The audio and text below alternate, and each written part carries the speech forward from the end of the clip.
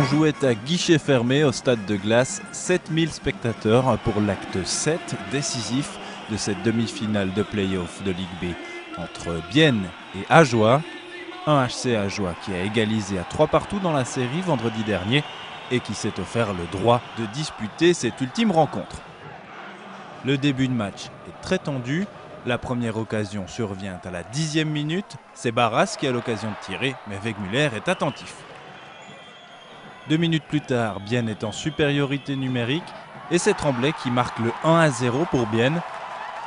Le Québécois libère ainsi ses coéquipiers qui étaient un peu crispés au début du match. Alexandre Tremblay loge la rondelle entre les jambières de Simon Ritz. Un Simon Ritz qui n'est pas au bout de ses peines, puisque 4 minutes plus tard, Bienne remet la compresse. Le puck revient sur Tremblay qui tire, son puck est dévié, et c'est Miéville qui conclut 2-0. Les fans biennois sont aux anges.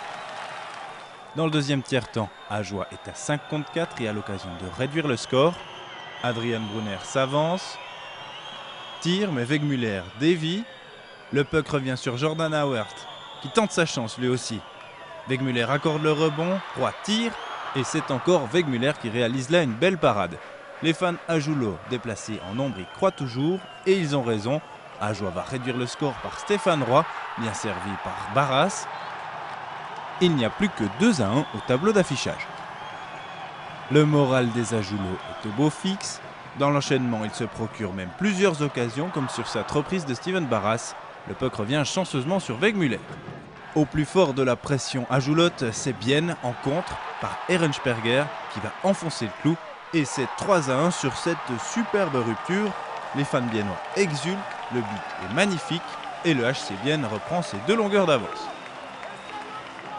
À la 35e minute, Ajoie a l'occasion de réduire le score par Stéphane Roy qui tire sur le poteau. L'attaquant québécois s'en mord les doigts. Le HC Bienne aura aussi droit à son poteau. Breguer sert Frölicher qui lâche un tir terrible qui vient heurter le montant droit de Simon Ritz. Toujours 3-1 dans cette partie. Le HC Bienne procède en contre. Troutman s'échappe mais est fauché par Desmarais. L'arbitre n'hésite pas, c'est penalty.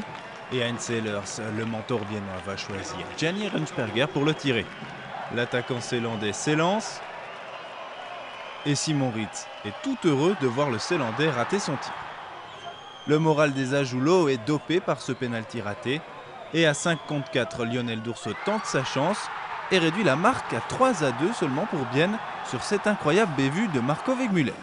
Le troisième tiers est extrêmement tendu et il faut attendre la 55e minute pour que Jörg Greber inscrive le 4-2 en supériorité numérique. Le HC Ajoie n'abdique pas, il est même à 2 doigts de la réduction du score sur cette bévue de Wegmüller qui relâche. Mais le danger est écarté. À la 59e minute, Ajoie jette ses dernières forces dans la bataille. La nervosité est à son comble au stade de glace. Le puck traîne devant la cage zélandaise, mais Wegmüller parvient à se coucher sur la rondelle. Danny Gélina, le coach d'Ajoie, sort alors son gardien Simon Ritz pour une fin de match menée tambour battant.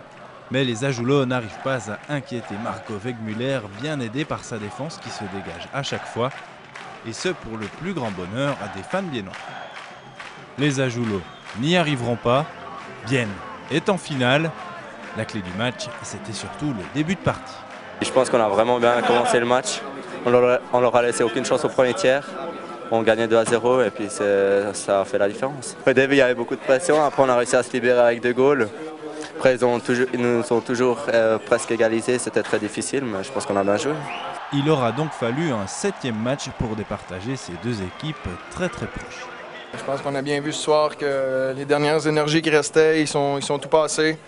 Puis à force de se battre comme ça, au bout de 14 matchs, disons qu'il manquait peut-être un peu d'essence. Mais bon, comme tu as dit, les gens étaient derrière nous, c'était très positif. À la maison, c'était une ambiance de fête incroyable pour nous. Puis ça nous a bien aidé à prolonger notre saison comme on l'a fait. Le HC Ajoie peut rendre un énorme hommage à son public qui l'aura soutenu durant cette série et peut partir en vacances l'esprit tranquille.